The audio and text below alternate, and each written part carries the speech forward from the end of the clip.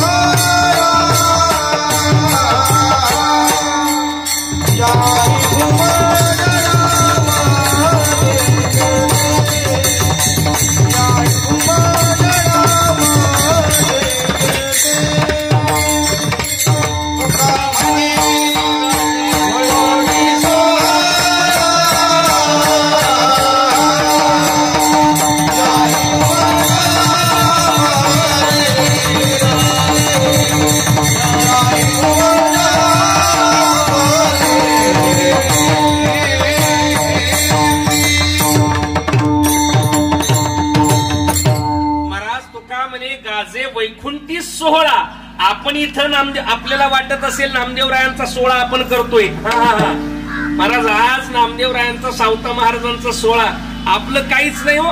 तिथं महाराज सगळे देव यक्ष किन्नर गंधर्व सगळेच नामदेवरायांचा सोहळा साजरा करताय महाराज. आणि तिथं एक एकाहून जसे आज एक एकाहून बळी रे तसे तिथं सगळे महाराज सगळे त्या ठिकाणी दिग्गज मंडळी माझ्या नामदेवरायांचा सोहळा साजरा करतोय. जर कधी अहंकार निर्माण झाला की आम्ही करतोय म्हणून हा सोहळा होतोय तर तू का म्हणे गाजे वैकुंठी सोहळा. महाराज वैकुंठात त्यांचे सोहळे होतात, आपल्या वाचून काहीच राहत नाही. मग तुम्ही म्हणाल आमच्या वाचून काही राहत नाही, मग आम्ही करायचं नाही का? महाराज नाही करायचं. या संत महात्म्यांच्या सोहळ्यानं या संत महात्म्यांच्या चरित्रानं आपल्या जीवनामध्ये एक वेगळी त्या ठिकाणी शिकवण प्राप्त होत असते. वेगळी शिकवण आपल्याला दिशाही मिळते आणि जगण्याची दशा सुद्धा कळते. ऐका, नामदेवरायांचा अधिकार आपल्याला पाहायचा आहे. का करतो याचं कारण नामदेवरायांनी काय केलंय तर आपला विचार न केला समाजाचा विचार केला. वारकरी संप्रदायातले पहिले कीर्तनकार जर कोण असतील तर ते नामदेवराय. एवढंच नाही, नामदेवरायांनी वारकरी संप्रदायावरती काय उपकार केले. कीर्तन नामदेवरायांपासून सुरुवात झाली. एवढंच नाही, ऐका, ही अभंग जी चालीमध्ये म्हणतोय ही सुरुवात सुद्धा कोणाकडनं नामदेवरायांपासून झाली. आज जर सोशल मीडियाचा वापर पाहिला एका क्षणामध्ये हजारो किलोमीटर पर्यंत एखादा व्हिडिओ एखादी पोस्ट व्हायरल होते. पण महाराज 600-650 वर्षापूर्वी कुठल्याही सोशल मीडियाचा वापर न करता या वारकरी संप्रदायाची धुरा पंजाब गुमानपर्यंत जर कोणी पोहोचवली असेल. वारकरी संप्रदायामध्ये सगळ्यात जास्त आयुष्य लाभलेले संत जर कोण असतील तर ते नामदेवराय.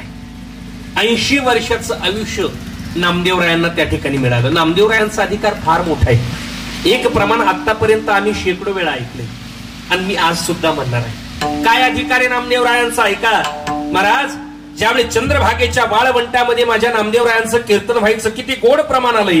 नाचता नाचता नाचता नाचता देवाचा गळला पितांबर, देवाचा गळला पितांबर. नाचता नाचता नाचता नाचता देवाचा गळला पितांबर.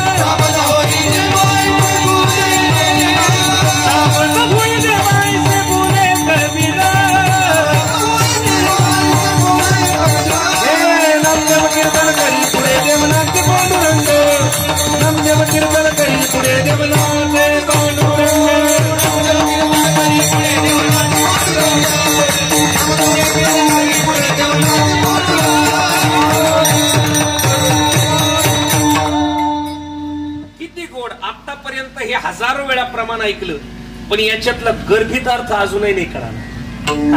काय अर्थ आहे? आदरणीय दादांच्याच मुखातून ऐकलंय म्हणून सांगतो. माझ्या अंतकरणाला भावलेला भाव. हा, नामदेव कीर्तन करी पुढे देव नाचे पांडुरंग. आणि त्या देवा नामदेवरायांचं कीर्तन होतंय. भगवान परमात्मा एवढा देह भान विसरून गेलाय का त्याचा पित्तांबर जरी गळून गेला त्याला सूद राहिली. कबीरदासांना म्हणावं. आणि त्याच कीर्तनामध्ये जनी म्हणे ज्ञानदेवा बोला आपण. गुरुजी हे पद आतापर्यंत ऐकलंय पण याचा भाव फार गोडी. काय नीट ऐका. कदाचित तुम्ही ऐकलंय असेल पण आज पुन्हा ऐका. जनी म्हणे ज्ञानदेवा बोला अभंग. जनाबाईचा अधिकार. पुढे मी सांगेन. कीर्तन नामदेवरायांचं आणि चाल कोण म्हणतंय. बोला बोला ज्ञानोबा आहे. कीर्तन कोणाचं आहे. नामदेव महाराजांचं. चाल कोण म्हणतंय. ज्ञानोबा आहे. परत एकदा ऐका. कीर्तन कोणाचं आहे बाबा. हा, आणि चाल कोण म्हणतंय. ज्ञानोबा आहे. वारकरी संप्रदायाची व्यापकता ऐका. नामदेवरायांचे गुरु कोण. वा, विसोबा खेचर. विसोबा खेचरांचे गुरु कोण. जाऊ का घरी मी. विसोबा खेचरांचे गुरु ज्ञानोबा आहे. कोण आहे. ज्ञानोबा आहे. नीट ऐका. नामदेवरायांचे गुरु कोण. विसोबा खेचर. आणि विसोबा खेचरांचे गुरु कोण. ज्ञानोबा आहे. कीर्तन कोणाचं होतंय. बोला बोला नामदेवरायांचं. चाल कोण म्हणतंय. ज्ञानोबा आहे. परत ऐका. नीट ऐका. कीर्तन नामदेवरायांचे. चाल म्हणताय ज्ञानोबा आहे. परत ऐका. कीर्तन नामदेवरायांचे. चाल म्हणताय ज्ञानोबा आहे. नामदेवरायांचे गुरु विसोबा खेचर. विसोबा खेचरांचे गुरु ज्ञानोबा आहे. आपल्या गुरुच्या गुरुनं कीर्तनात चाल म्हणावी आणि आपल्या शिष्याच्या कीर्तनात ज्ञानोबरायानं टाळ घेऊन उभं राहावं. ही व्यापकता फक्त वारकरी संप्रदायात. विठ्ठला.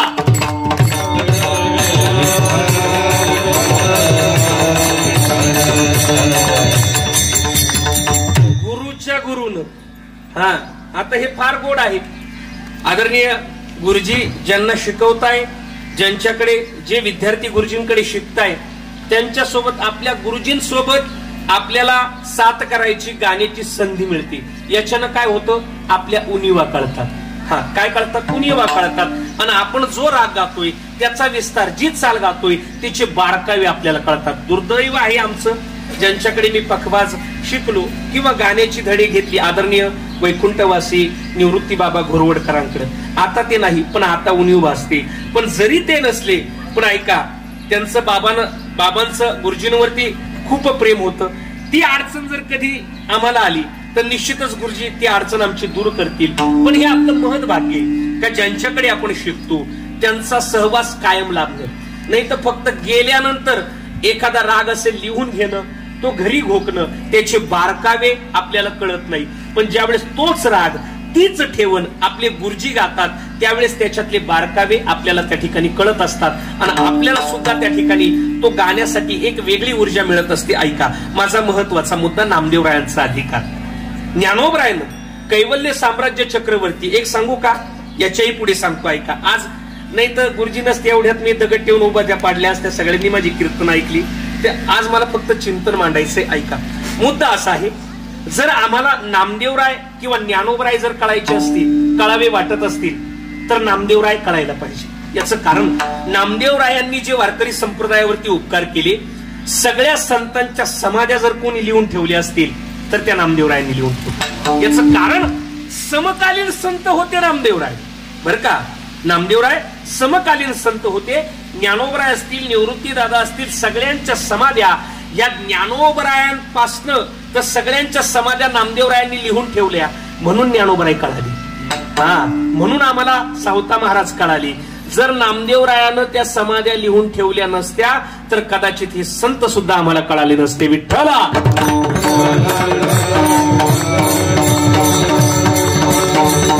नामदेवरायांचा अधिकार पहा किती गोड आहे. भक्ती परंपरेचा विचार जर केला, नामदेवरायांची भक्ती ही एका युगाची नाही, 2 युगाची नाही, मग किती युगाची महाराज. युगाचा भक्त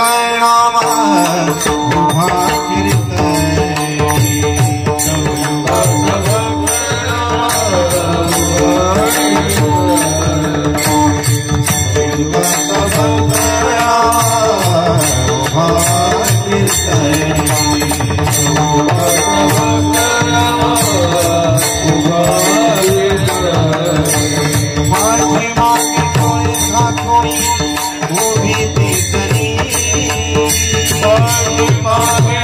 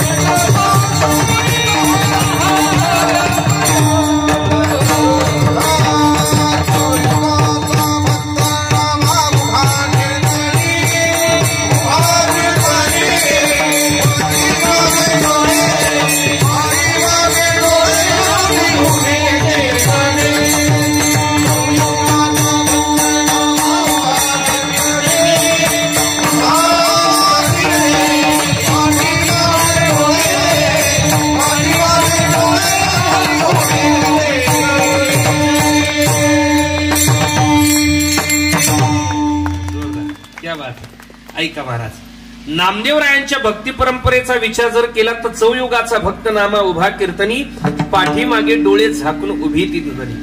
4 युगामध्ये नामदेवरायांची भक्ती. कृतयुगामध्ये प्रल्हाद, त्रेतायुगामध्ये अंगद, द्वापार युगामध्ये उद्धव आणि करयुगामध्ये नामदेवराय.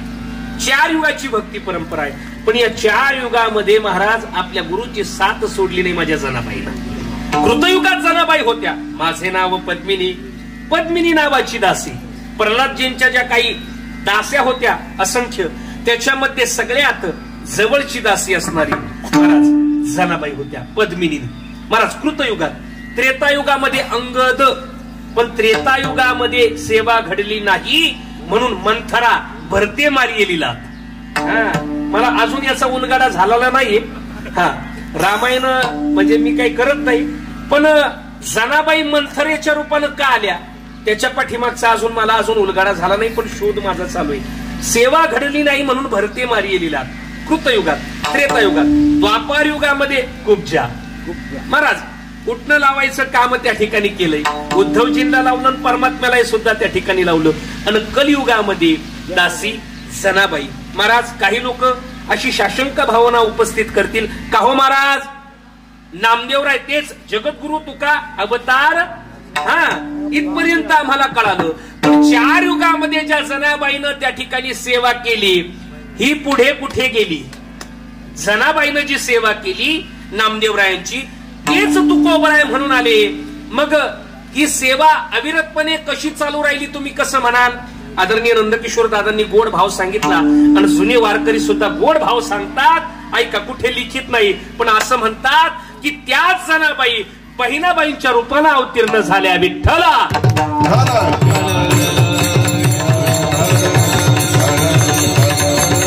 नामदेवरायांचा अधिकार फार गोडी. नामदेवरायाचं ऐकायचं आम्हाला. ऐका, एक प्रसंग आतापर्यंत आपण ऐकलाय. काय? नामदेवरायांच्या घरामध्ये विठ्ठल भक्तीची परंपरा आहे. वारीची परंपरा त्या ठिकाणी आहे.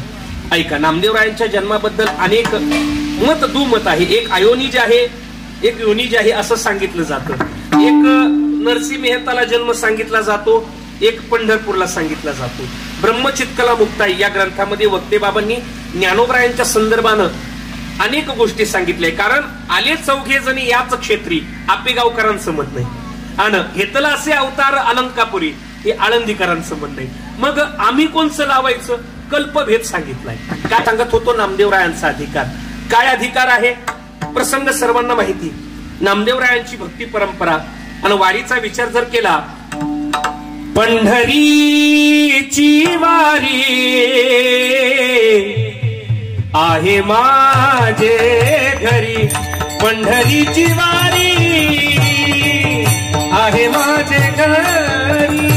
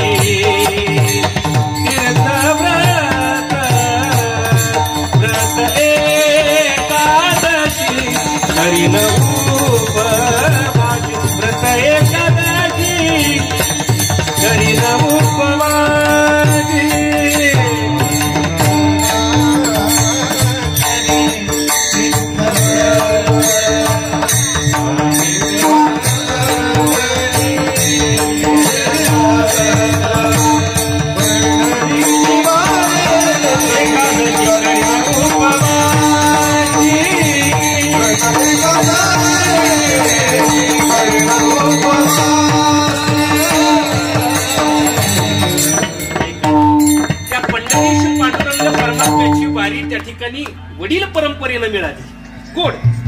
पण भक्ती करत असताना रोज त्यांच्या कुटुंबातला नियम आहे का देवाला रोज नैवेद्य दाखवायचा. हा प्रसंग सगळ्यांनी ऐकलाय, पण प्रसंगातला भाव कळाला पाहिजे. प्रसंग कायम ऐकतोय आपण. नामदेवरायांचे वडील बाहेर जाणार, त्यांनी सांगितलं की बाळा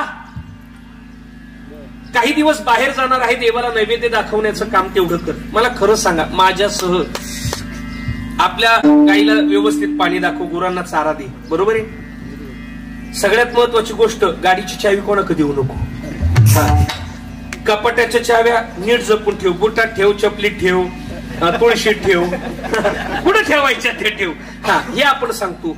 पण आतापर्यंत कोणी सांगितलंय का बाबा 4-5 दिवस आम्ही बाहेर चाललोय, आपल्या देवाऱ्यात असणाऱ्या देवांची काळजी घे आणि नित्यनेमानं देवपूजा कर. सांगतं का? जे सांगत असतील धन्य माता पिता तयाची. पण हे सांगत नाही. नामदेवरायांच्या वडिलांनी सांगावं, बाळा 4-5 दिवस बाहेर चाललोय, तेवढं देवपूजेकडे आणि देवाला नैवेद्य दाखवत जा. नामदेवराय घेऊन गेली. प्रसंग विस्तृत आहे, अगदी थोडक्यात सांगतो ऐका. नामदेवराय घेऊन गेले, देवाला नैवेद्य दाखवला. देवाला नैवेद्य दाखवायचा असतो का खाऊ घालायचा असतो? दाखवायचा असतो. वा, दाखवायचा असतो. दाखवायचा पाय लगेच उचलून लगेच भिडायचं, मागे पुढे पाहायचंच नाही अजिबात.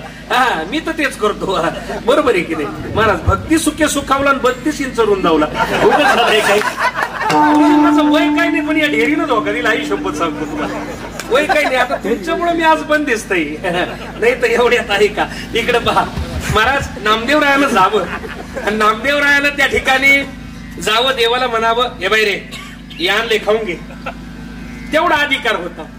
आणि मग देव काय खायना, आणि नामदेवरायानं म्हणावं, ए बाबा अरे खाय ना, मला पुढची काम आहे. हे झालं का दुसरं करायचंय लगेच, खाऊन घे. हे झालं का दुसरं करायचं? तुम्हाला लेट करायला लागला का? नाही आहे, पण टाइम आहे, त्याला आराम होईल माझा, काळजी नका करू. पुढं मला पुढेही बहुत करणे आहे. देवा एवढं खाय, पण खाईना देव. शेवटी राग आला आणि काय म्हणावं, बाबा जर नैवेद्य खाल्ला नाही तर हे डोकं इथं आपटेल आणि जीव देईल. एवढा भाव, किती प्रेम देवाविषयी. आपण म्हणावं असं नाही. महाराज नामदेवरायानं पाहिलं देव खात नाही, आणि नामदेवरायानं काय करावं, डोकं आपटायला सुरुवात केली.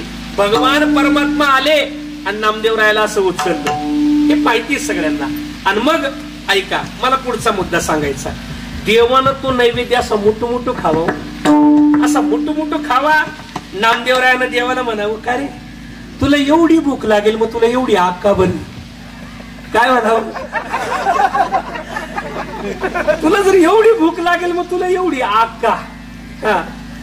हे मोठ्यांचं वाक्य. राऊत बाबा तर इतकं गोड सांगतात ना, तुला एवढी भूक लागलेली, मग तुला एवढी आग का? का बरं आडे वेढे घेतो? आता भगवंतानं जे वाक्य दिलं ते फार गोड आहे. भगवंतानं म्हणावं, नाम्या आतापर्यंत फक्त डोकं लावणारे भेटले होते, डोकं फोडणारा तो पहिला भेटला, म्हणून नैवेद्य हाती.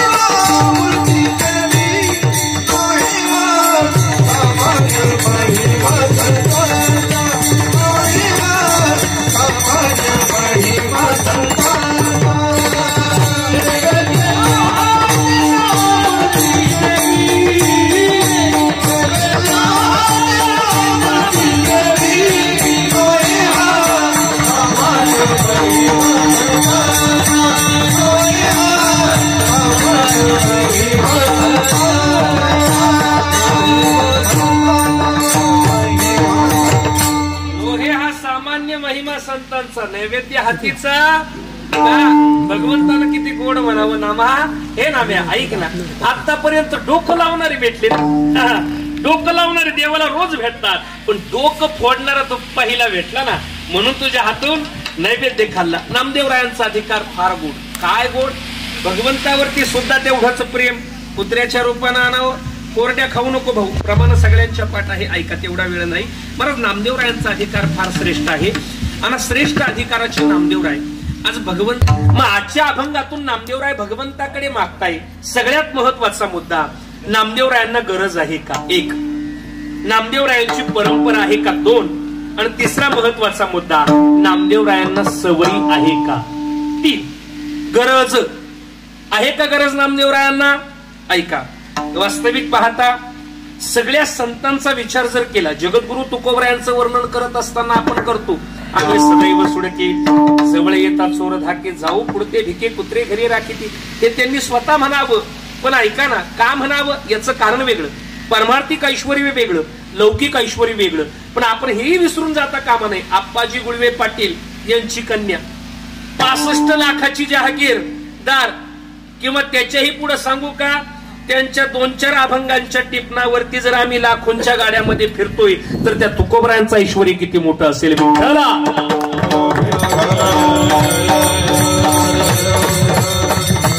आम्हाला घरी धन शब्दांचीच रद्दे, उगच नाही म्हणावं त्यांनी. आणि खरंच ऐका, नामदेवरायांना गरज होती का? ऐका, नामदेवरायांचं ऐश्वर सुद्धा मोठे महाराज, पण खरे भगवत भक्त जीवन जगत असताना, परमार्थ करत असताना, नावडे जनधन माता पिता संसाराचा परिणाम कळाला आपल्याला, पण परिचय झालेला नाही. संतांना परिणामही कळाला आणि परिचय झाला, म्हणून तर लाथाळीला संसार, लाथाळीला संसार,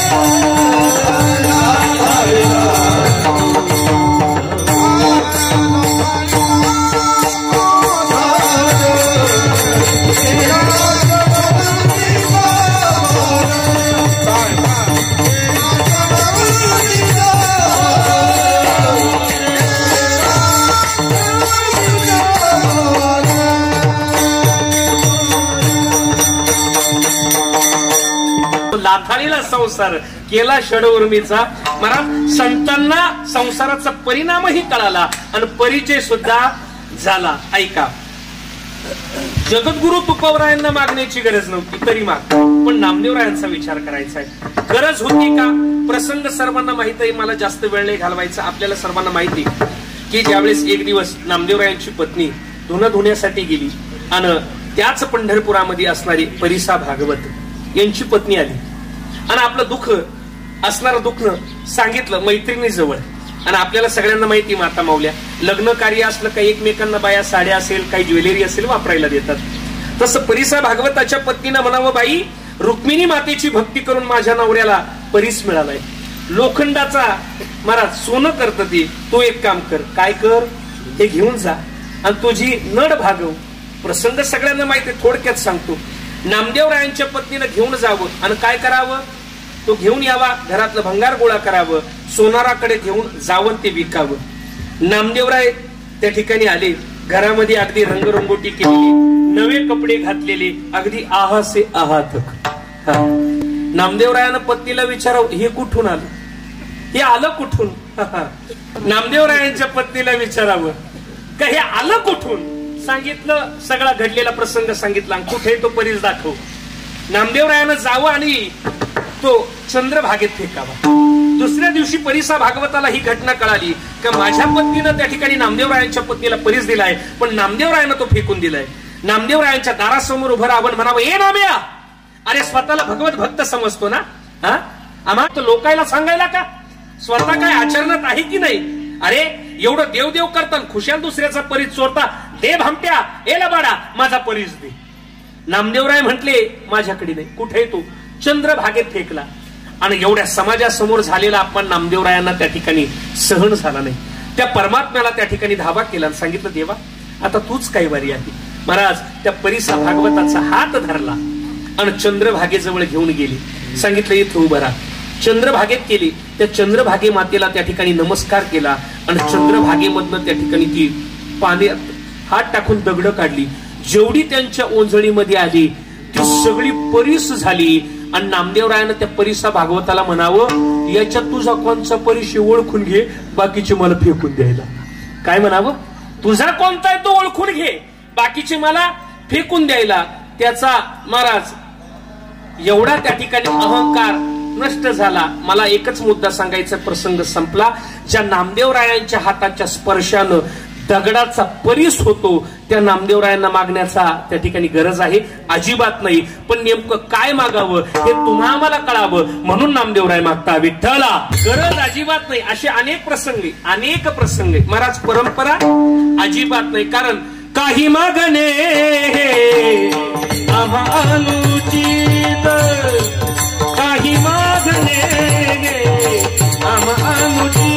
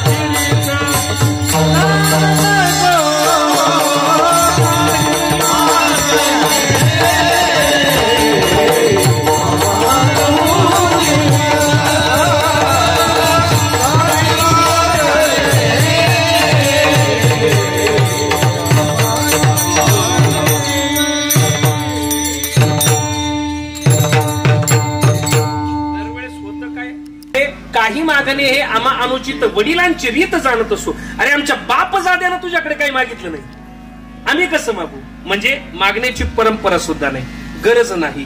आणि सवयी संतांनी मागणाऱ्याचा धिक्कार केलाय. हा भिक्षापात्र अवलंबने हा सगळ्यांना जळोजीने लाजीरवाने. हा तुका म्हणे करी ब्रह्मांड हे गणे हात पसरीजीने.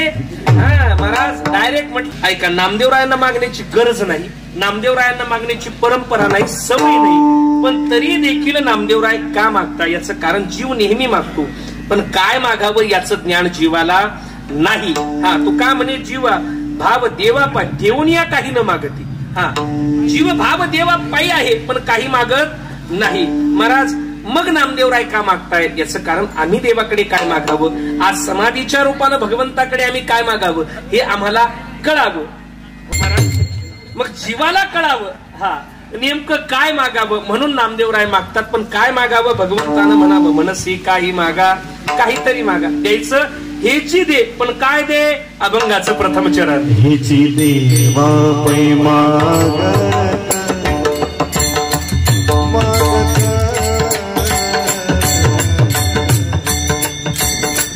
हेची देवा पै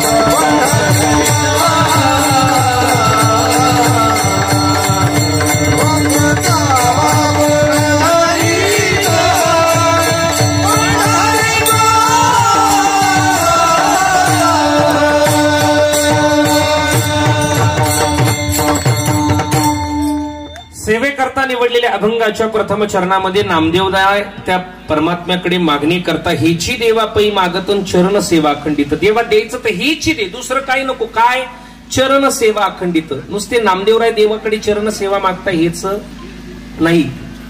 जगद्गुरु तुकोबरे सुद्धा म्हणतात घेईन मी जन्म. दादा इकडे लक्ष द्या. तुझी चरण सेवा. हा जगद्गुरु तुकोबरायानं देवाकडे चरणाची सेवा मागितली. निळोबराय म्हणतात तुझ्या चरणाची सेवा नित्य घडो मज देवा. तुझ्या चरणाची सेवा. महाराज नाथ बाबा तर किती गोड म्हणतात देवा माझे मन लागो तुझे चरणी. देवा माझे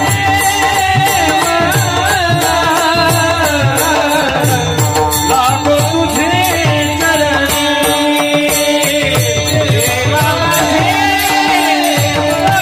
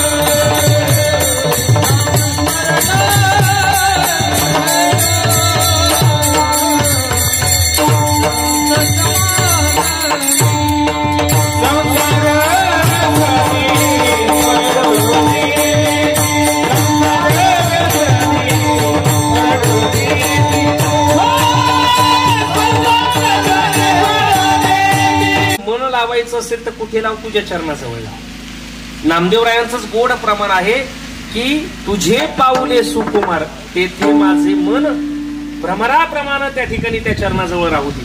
का बरं? प्रत्येक संतांनी देवाच्या चरणाच्या सेवेचं महत्व असं का सांगितलंय? असं देवाच्या चरणामध्ये काय आहे? अनेक त्याची प्रमाण आहे, दृष्टांत आहे, पण सगळ्यात महत्वाचं कारण तुकोबराय सांगतात, तुझे पायी सुख सर्व आहे. जगातलं सगळ्यात मोठं सुख जर त्या ठिकाणी कुठं असेल तर ते देवाच्या पायाजवळ आहे. म्हणून नामदेवराय म्हणतात काय? हेची देवा पै मागत चरण सेवा अखंडित. पण ही चरण सेवा घडण्याकरता दुसरी मागणी मागतात, अभंगाचं दुसरं चरण.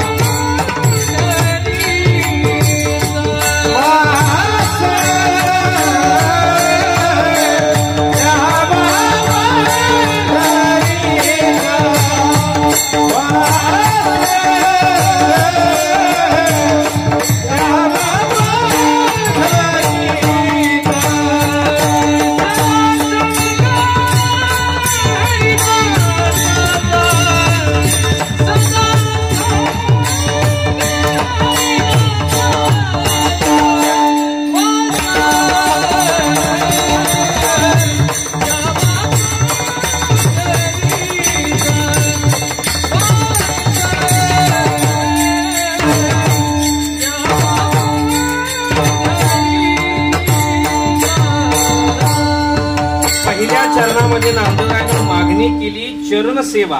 पण ती चरण सेवा ही पूर्ण करण्यासाठी दुसरी समर्पक मागणी मागितली, वास द्यावा. नामदेवराय म्हणतात, हेची देवा पै मागत चरण सेवा अखंडित. मला फक्त चरण सेवेचा महत्वाचा मुद्दा पुढे मांडायचा आणि संपवायचा. वास द्यावा पंढरीचा. याचं कारण चरण सेवा भक्ती कुठे आहे? फक्त पंढरपुरात, बरोबर आहे. पण नामदेवरायांनी त्या ठिकाणी एक शपथ घेतली होती. कुठली? चरणन सोडी सर्वथा आन तुझी देवा. मी तुझी शपथ घेतो. काय?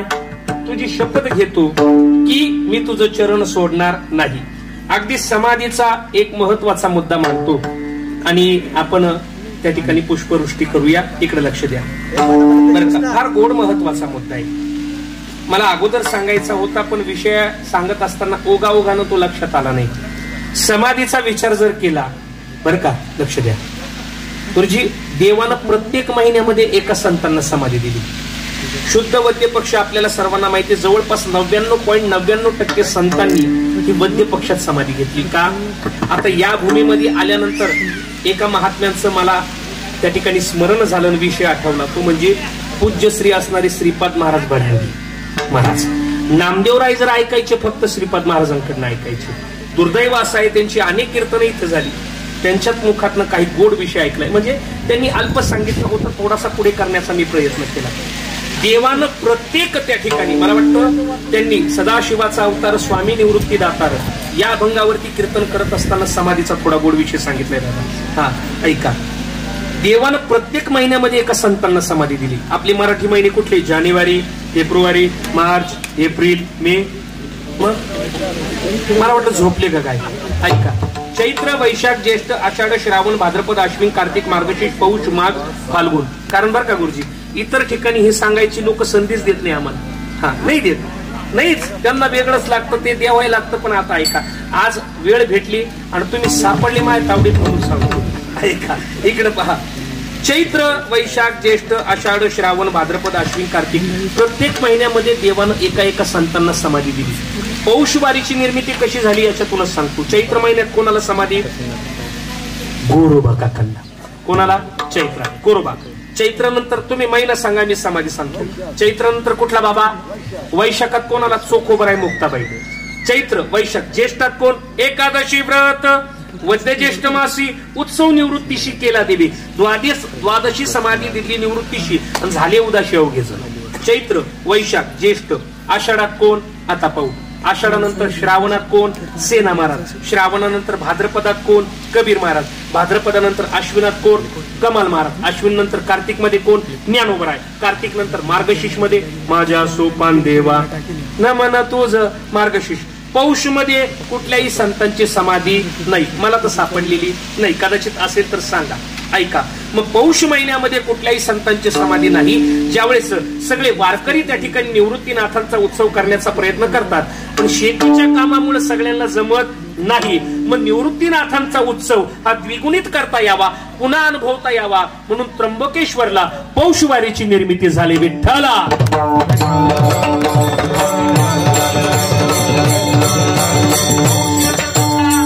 माघ चांगदेव महाराज आणि फाल्गुन मध्ये माझ्या नाथ बाबांची षष्टी. राहिला आषाढ. या आषाढ महिन्यामध्ये नामदेवराय सावता महाराज यांना त्या ठिकाणी काय आहे?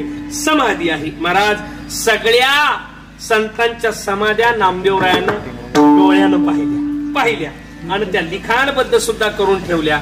आता शतकोटी करीनं हे प्रमाण सगळ्यांच्या पाठ आहे. ऐका, महाराज पाहिले, पण मग नामदेवरायानं देवाला म्हणावं, आता माझे श्रम नको घेऊ, मला समाधी घ्यायची. ज्ञानोबरायांना सुद्धा समाधी कुठे घ्यायची होती? पंढरपूरला. ज्ञानदेव म्हणे विठ्ठलासी समाधान तुझं हुशी, परी समाधीही तुझं पाशी घेईन मी देवा. ज्ञानोबरायानं देवाला म्हणावं, समाधीत आहे. ऐका प्रकरण का? ज्ञानदेव म्हणे विठ्ठलासी समाधान तुझं हुशी, परी समाधीही तुझं पाशी घेईन मी देवा.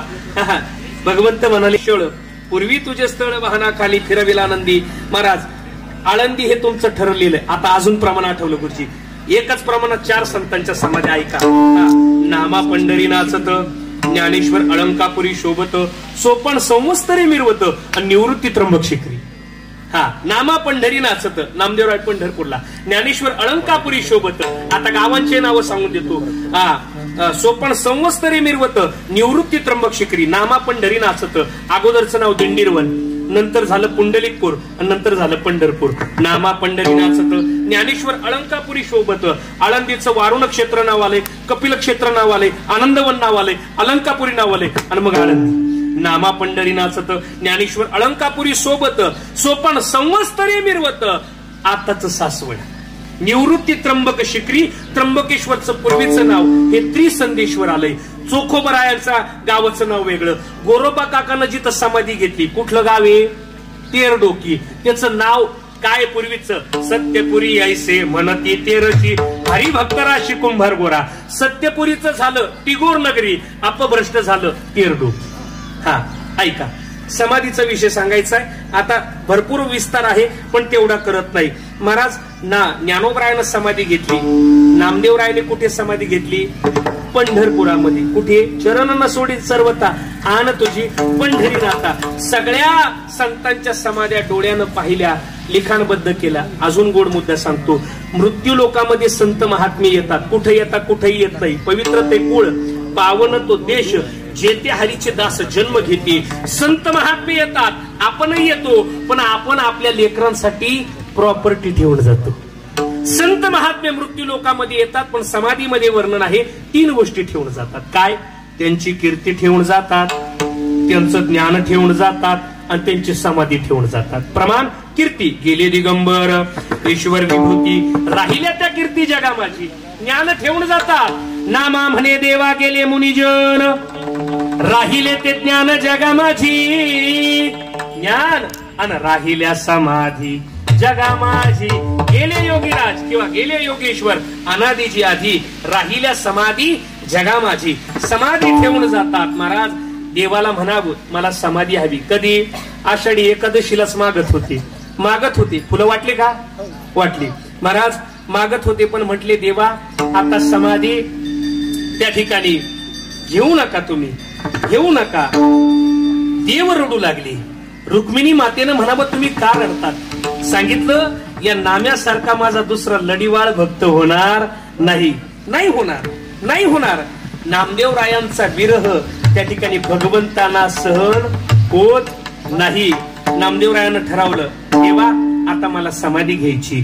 आणि नामदेवरायानं समाधी घेण्याचं ठरवलं. सगळ्या गावामध्ये पंचक्रोशीमध्ये नामदेवराय समाधी घेणार. पण नामदेवरायांच्या कुटुंबातले सगळे लोक आले आणि आल्याबरोबर नामदेवरायांना विचारलं, जनाबाईनं काय? माझ्या सेवेमध्ये मी काही कमी पडले का? तुम्ही आम्हाला सोडून जाताय? नामदेवरायांच्या आई वडिलांनी सुद्धा म्हणावं, आमचं काही चुकलंय का? का सांगितलं आता नाही. आणि खरे महात्मे त्यांचं कार्य संपलं का त्या ठिकाणी निघून जात असतात महाराज. आणि ठरल्या गेलं, नुसती नामदेवरायानं समाधी घेतली नाही तर जगाच्या पाठीवरती एकमेव अशी घटना घडली का नामदेवरायांसोबत महाराज विश्वकर्मानं त्या ठिकाणी ते निर्माण केलं, बसण्यासाठी जागा निर्माण केली. ज्याप्रमाणे ज्ञानोबरायानं समाधी घेत असताना ज्ञानेश्वरी ग्रंथ समोर ठेवला, निवृत्तीनाथानं समाधी घेत असताना लोकांना अजून माहिती नाही कुठला ग्रंथ घेतला, निवृत्तीनाथानं ग्रंथ ठेवला, निवृत्ती देवे ग्रंथ केला होता सार आणि ठेवीला समोर विठोबाच्या सार नावाचा ग्रंथ त्या ठिकाणी ठेवलेला. महाराज सगळं वाङ्मय त्या ठिकाणी नामदेवरायानं त्या ठिकाणी ठेवावं आणि ठेवून महाराज भगवंतानं काय म्हणावं, विटेवरती असे हात ठेवावे.